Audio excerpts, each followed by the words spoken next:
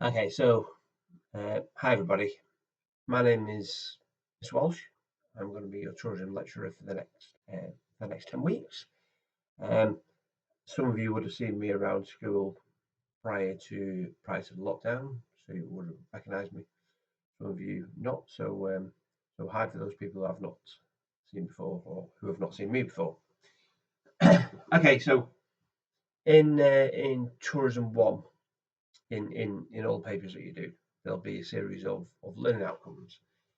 um, and over the duration of the time for doing each of the papers, you will cover each of these learning outcomes in different ways, shapes, and forms, and you'll be assessed on each of these learning outcomes as you go. Okay, so all I'm going to do today is just talk briefly, very briefly, about what we'll expect in the next 10 weeks of tourism one. Okay, so it's 40 hours contact, so there's 4 hours a week, and that's on a Monday morning from 8 till 10, and also a Friday morning from 8 till 10. Lucky you.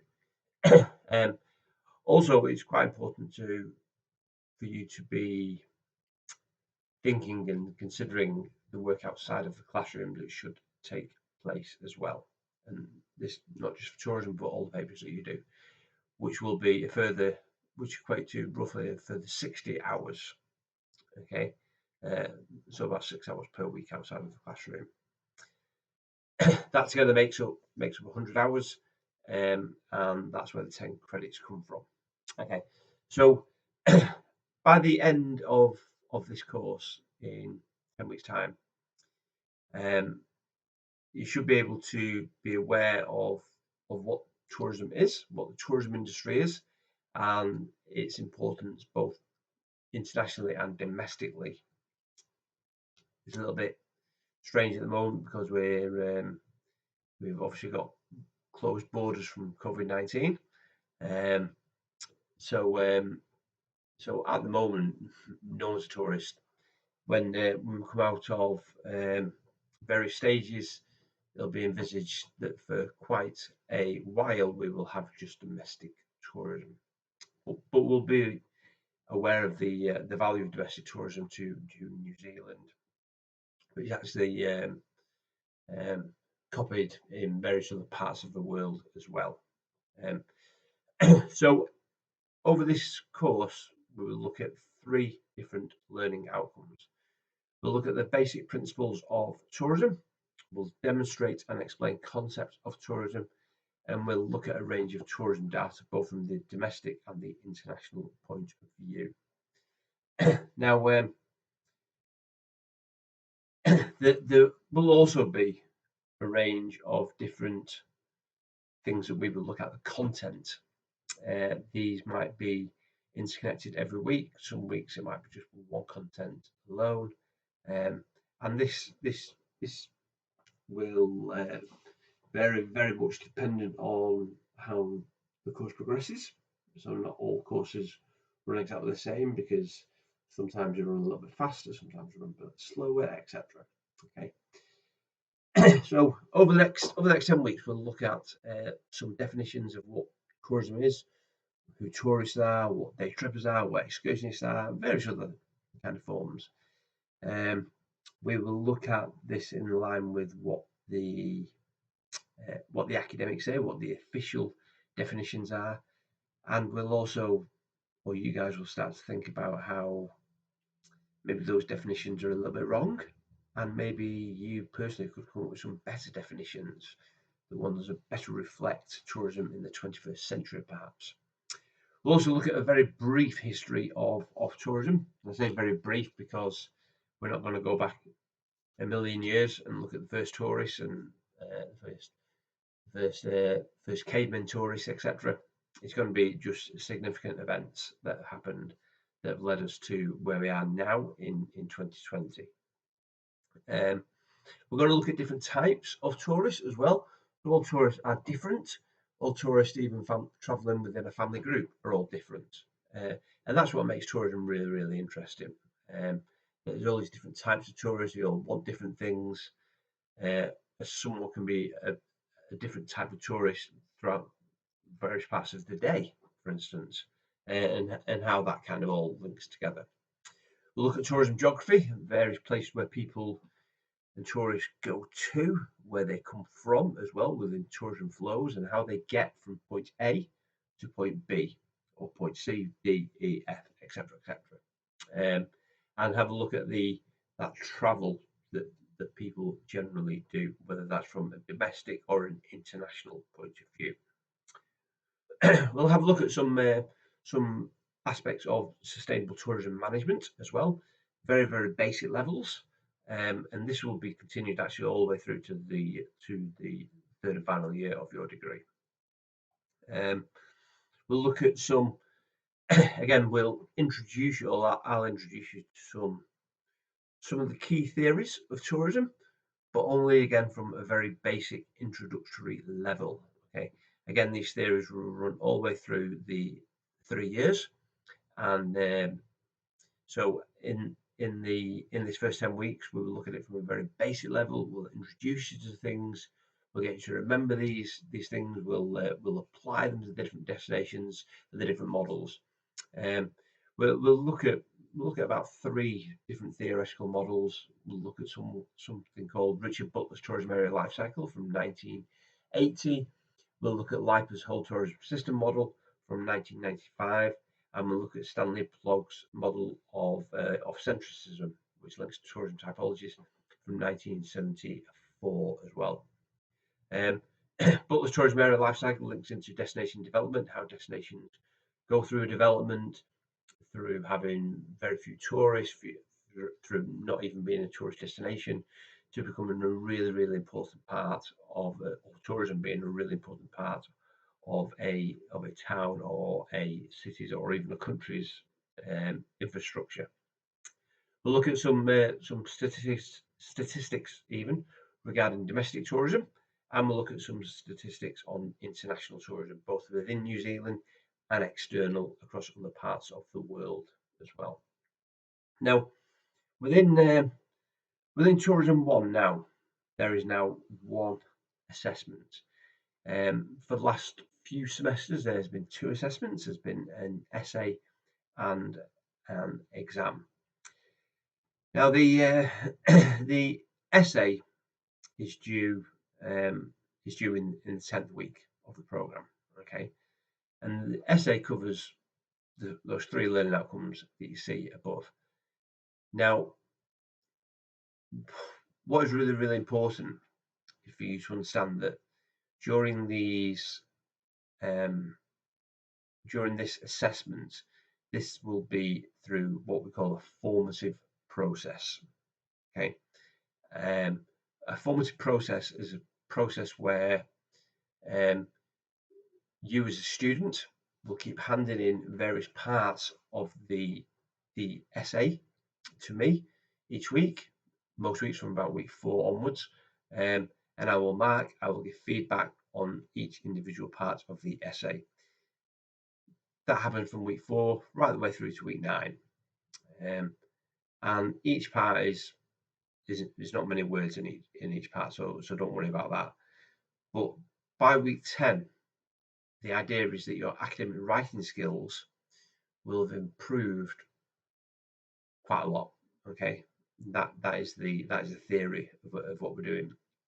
So what you see there, the 1 assessment, that's what we call a summative assessment. So that's the assessment that's worth a weighting. You see there, the weighting is 100%.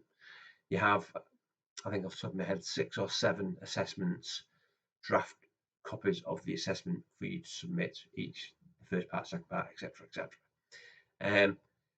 So by the time, if you are attentive and you are working on this, and a lot of this we'll be working on in class, there are, like I said at the top here, there are 60 non-contact hours out of the class that you'll see highlighted there. The idea is that most of the stuff that we cover in the class, all these things here that go into the assessment, here there will be time in the second lecture of the week for you to start working on them, and I'll have individual chats with various different people about how their work is going. So it's really, really important as well for you to not have any concerns over me looking at your draft work.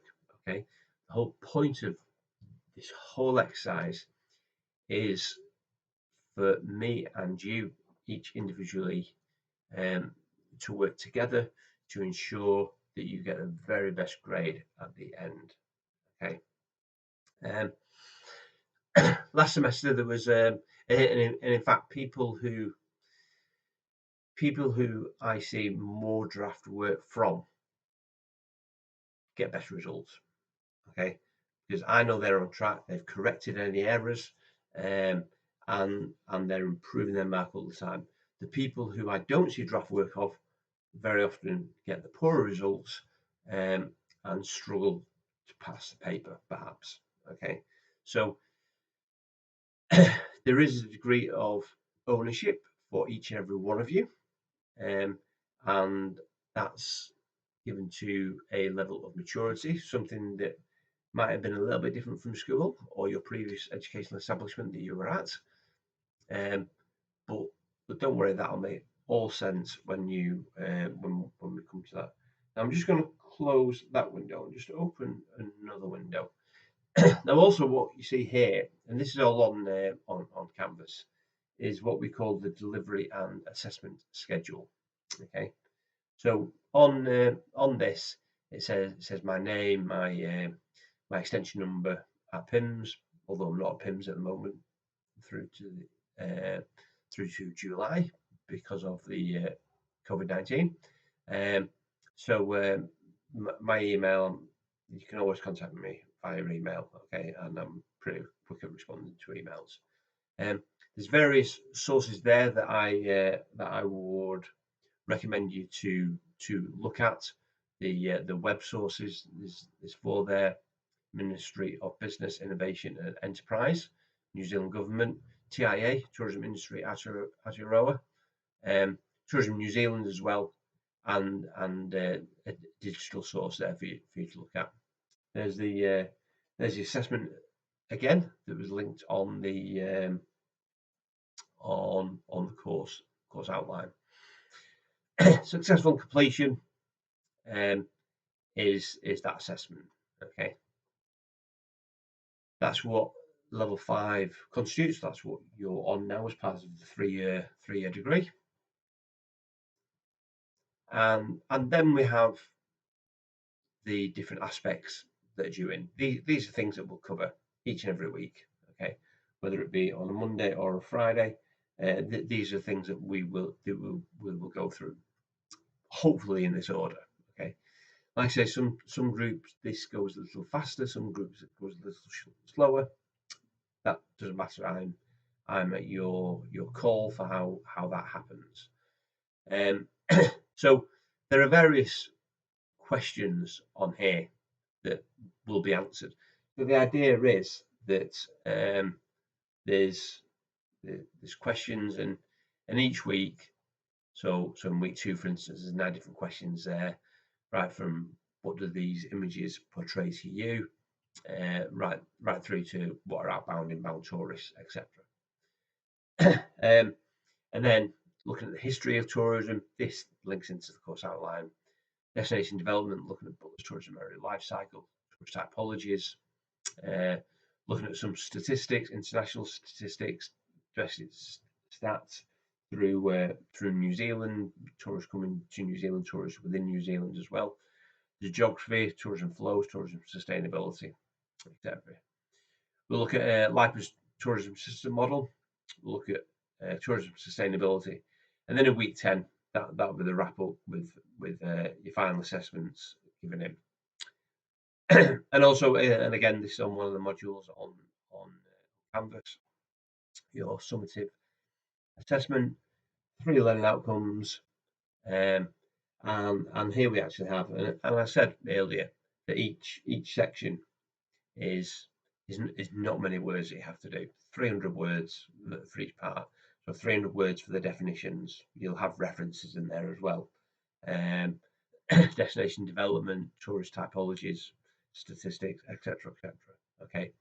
So the idea is that each week I will look at these and I will mark them and I'll give you feedback, and that feedback will be pretty quick as well, within 4 days. So, and then you'll be able to get on with the next thing, and it's about the continual improvement.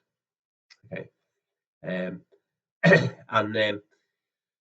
so when you finished these